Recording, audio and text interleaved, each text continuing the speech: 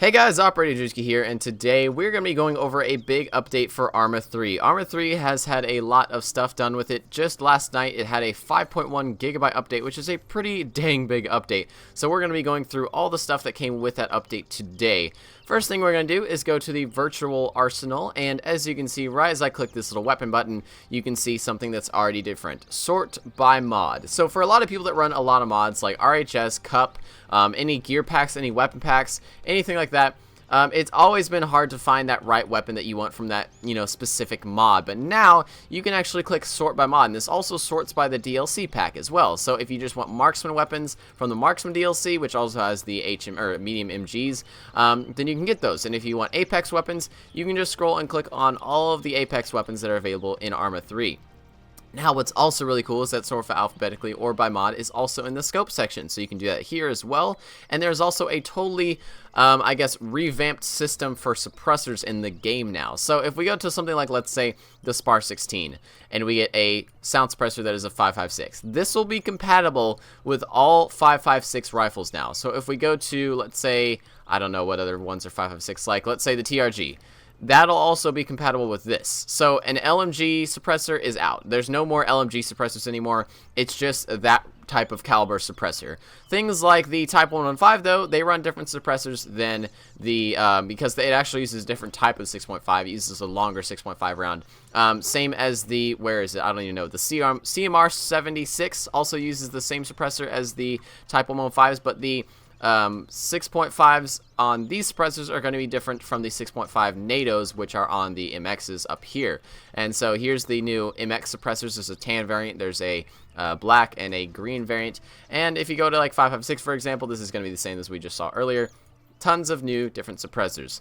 Now, that is definitely a big help. For a lot of people who would try to trade suppressors with someone else that had the same exact caliber, it would be kind of confusing because you'd be like, isn't it the same? Shouldn't it be, if it's all military organized, shouldn't it be the same threading at the end of the barrel enabling you to put on the same suppressor? Yeah, it should be, but it really wasn't. So another thing was, I don't know why my view distance is like extremely high, by the way. Let me turn it down to at least like 2,000, just so we can have some okay frames. But another thing as well is that the Minigun Sound for the Quillen was redone. We all know that the Minigun Sounds have been absolutely nerfy. All they sounded like was some little like airsoft gun kind of spinning. But now this thing absolutely sounds mean. It just has a lot more of a clap sound to it. The actual gunfire report sounds a lot more realistic than it used to be. It makes this actually louder than the NATO vehicle's gun, which is a 50 cal. It's actually kind of quieter than that minigun, which is kind of funny. Another thing now is that if I have something like a submachine gun, which we will grab right here, let's just get a submachine gun. I'll actually show two things right here, which is even better. But if we do have something like a submachine gun and we want to pack some mags for it, we can go over here and actually go to magazines, which is what we usually had before. But if we also want to hold some ammo for our buddies, maybe they have a 5.56 rifle and we want to hold some 5.56 rounds for them, we can actually go to magazines, and this enables you to carry any magazine of any type, even if it does not fit your gun. So I love Virtual Arsenal, and it's even better now, so that's definitely a really, really cool option. But what's even cooler is that now, if you drop a gun, let's say like an SMG, you can actually now place that SMG in your vest. So if I were to grab this SMG, I can actually put an SMG in my vest. I can also put a pistol in my vest and my combat fatigues if I had enough space in these combat fatigues. Let me put all this rest of stuff down. I'm probably able to carry the pistol now. But now I'm able to carry the pistol. So pistols can now be stored in both this and this, so they can be stored in your combat fatigues and your vest. And then now some machine guns can additionally be carried in a vest, which I think is a pretty cool idea. I like that. I like the ability to carry another weapon in a vest if you have that much space. So you can always go into your inventory, take a Protector 9mm out of your vest, and bring it up and go into battle with it, which I honestly love this gun. It's such a fun little gun to use. And it's just fun to shoot. It's a really nice gun. Another thing with Zeus is pretty cool as well. If you always are Zeusing, people like looting or people that, you know, Zeus for their clans and people like that will really like this update because you can actually search for stuff now. So if I want to spawn a CSAT Quillin vehicle, I can just type in Quillin. Oh, sorry, it's misspelled it. I can just type in Quillin and place it down. And that's how easy it is. It's just like the editor. I actually kind of requested this before, but it wasn't there, and I thought it was never going to come.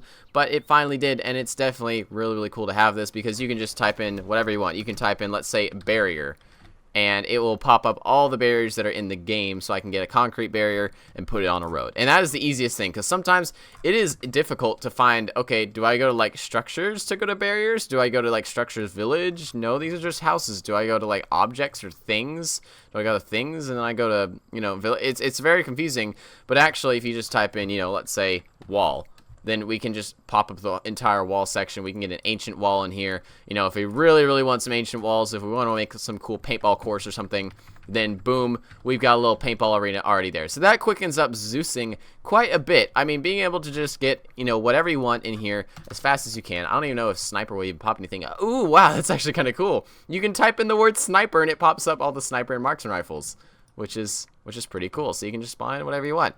Another thing, which I have struggled with for an extremely long time, is that AI cannot drive in ArmA 3. They were not able to drive. They were absolute idiots when it came to being able to just go around easy to move around terrain. And now, hopefully, we will test that live today. So we're going to test this. I have not looked at this before, so I honestly don't know how this Ifrit's going to drive through this town. But if he messes up, I'll be a little bit disappointed in this update. But they used to not be able to drive around, like, at all. Like, they were just terrible at driving. So we're going to give this guy a pretty interesting course all around Georgetown, which is the biggest city and most complicated city in Tanoa. And we're going to see how he drives. We're just going to watch him and see how he drives. So as you can see, he's going down this road. Usually what they would do is that they would go down roads too fast and they wouldn't be able to slow down, and they would begin to hit objects on the sides of roads. So this guy will have to actually do a 360, I think, as he gets right here. So let's see if he wrecks in anything. And let's see how he performs. Because he's pretty much trying to turn around right now. I don't know if he's going to be able to. I don't see the update doing much in terms of... There we go. Is he going to do it? Is he going to turn around? Welp, BI, you still need to work on it. Yeah, so BI pretty much said that they updated the entire... Oh, okay, yeah, that works too. I guess he's gonna turn left now, but he's still going back, and he's hitting the building. All right, okay, well that wasn't a great start, but BI stated that they totally revamped the entire AI driving system. And I mean, I do see maybe some performance right here in terms of him not crossing, like cutting this road right here or anything. Like, he didn't do that, and that was actually quite a surprise. Okay, let's see how he does here when he goes over a bridge. Okay, he knows to drive over the bridge. Where's his next waypoint? Okay, it's to his left up on that hill, so he'll have to drive up the little part of the hill right then. He's actually doing pretty good right now. He's going at a pretty good pace. I mean, AI, honestly, in past experiences I had, have been absolute potatoes. He's doing slightly better than a potato. He's doing like an apple right now. He's doing like a tomato, maybe, in terms of IQ. But he's definitely not a potato anymore. He's doing pretty okay. I gotta be honest, he's doing all right. Okay, so he's gotten to this waypoint. Now what is he gonna do when he needs to turn around again? Okay, so he just does that standard let's turn around, and oh, he didn't get stuck somehow. Okay, he didn't get stuck. All right, well, that is driving. Apparently their convoy mechanics have been improved as well. So let me make sure that I can get these guys in a convoy. Let's just do this. Let's just spawn them back over here so they have some time to prepare. I'm gonna make them Quillins this time, so they're a little bit faster than the other ones. And we're just gonna tell them to go all the way over here, and we are going to make them go in a column. So that will make them go in a actual what'd you call it? Like patrol, like a convoy. Apparently convoy mechanics were improved. I'm gonna turn them all right side forwards just so that they have a little bit of assist, because usually they would. And usually in this case, in this area, of what they do, they usually will just slam into the backs of each other. Like tanks doing this are absolutely stupid. We already had one kind of crash right there into that object. But they're doing all right. They're actually moving quicker than they used to be, and I'm honestly happy with that. They're doing pretty good. They're doing pretty good.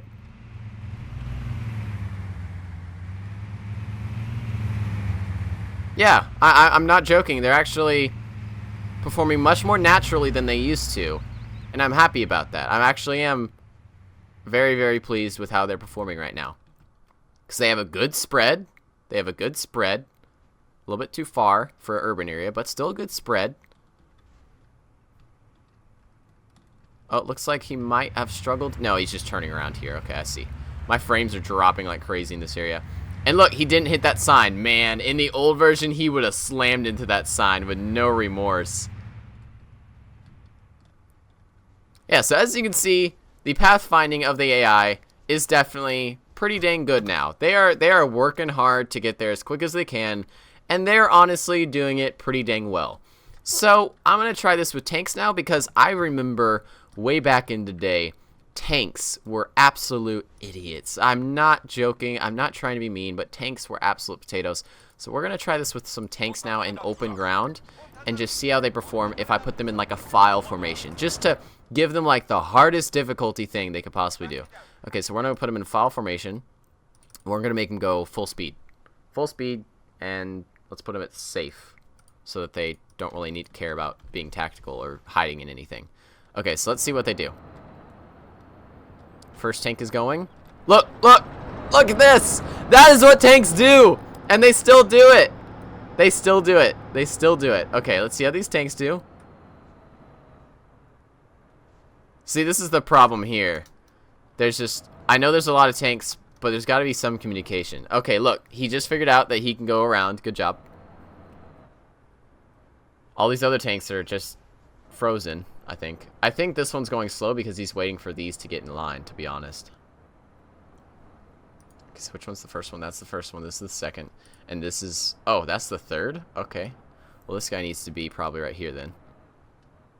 I'm just going to try to help them a little bit, alright? I'm gonna try to help them. I'm going to put them in line so that they can actually do... they can actually start working towards their next waypoint. I think this is probably the second to last one. Oh, no, wait. No, this is the... Wait, what? That one's in an entirely different squad. This one's not even in the squad. He's a liar. Okay. Now we should have them go in a file formation full speed, but they're definitely not going in file because they couldn't really organize themselves. They do need to be able to organize themselves before they move, I feel like. And they aren't going to be moving their cannons either because they're tanks and they're in the safe mode, so they're not going to be scanning the area. But these guys are very slowly moving. And they are taking the roads. They are taking the roads, which is nice. Let's take them off-road. Let's try to get them off-road. Will he go off-road or will he just turn around? Oh, he's turning around and going... Ooh, wait! No! Yeah. Yeah, about the anti-collision, you know, scripts. I don't think those are even a thing still. You know what? Let's see what happens. Let's see what happens. I'm honestly thinking about testing... Like, okay...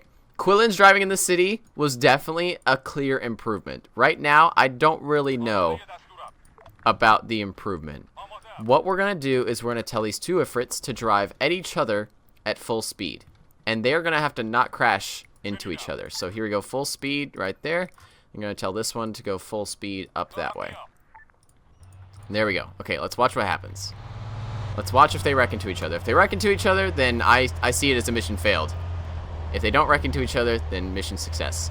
And ooh, yeah. I don't know if they purposely dodged. I don't really know. I'm gonna move this one back and move this one forwards before they get to their waypoints, and we're gonna try that again and see if they got on the right side of the road or something, and that's why they dodged each other. Okay, so this one's on the center right now. This one's on the center. He's moving to the right side of the road. Ooh. Okay, so you know what? Maybe they do. Maybe they do. Let's try the same technique, but on a different road. So let's put this. Oh, where's his waypoint? Oh, his waypoint's just like right there. Okay, let's put this over on this road instead, and just see what happens. Oh, I think this different died. I think that I think that one died. Okay, so let's get this on like a bigger road, like a highway that's a 2-lane. As they go towards each other, and let's truly see if the new driving system is better. Apparently they tweaked the driving for AIs, so we'll see what they do here. I think one's gonna turn the right side. Ooh!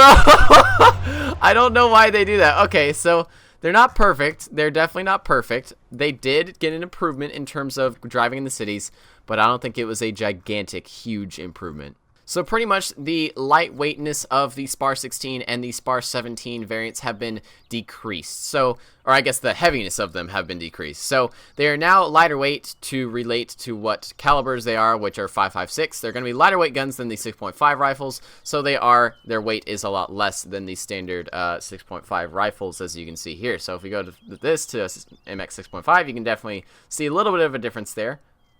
A little bit of a difference compared to earlier. I think they were about the same. So another thing is that the mass and recoil values were lowered on the Type 115 weapon. So the Type 115 has gotten a little bit less of a powerhouse type of rifle as it used to be. The 50 cal on the bottom of the Type 115 used to be the same velocity as the 6.5 that was fired out of it, and now I think it is a lower velocity of the 6.5 that is fired out of it. So it is a little bit more nerfed.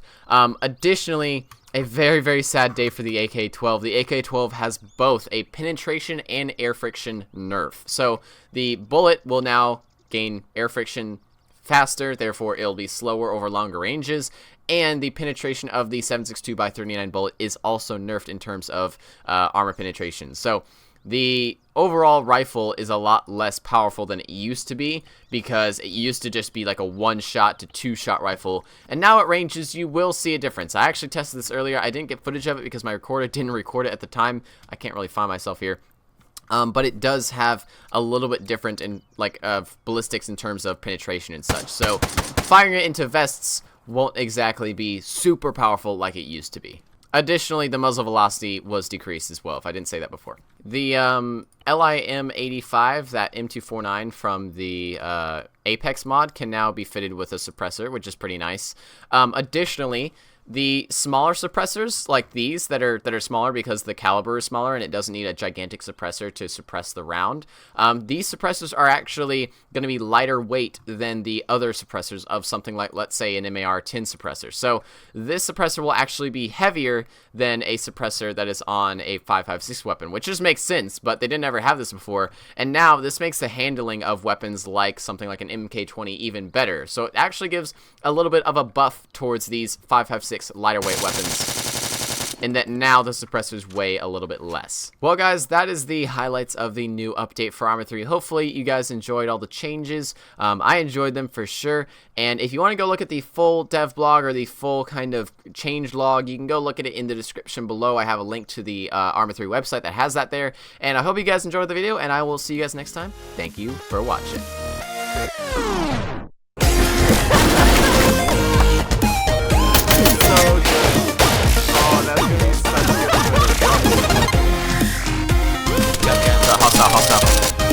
Oh, hello, friend! You made it! No, this can't happen. No! Yeah, get him, buddy! Contact, man! 20! Oh my god! It's going down! Oh god!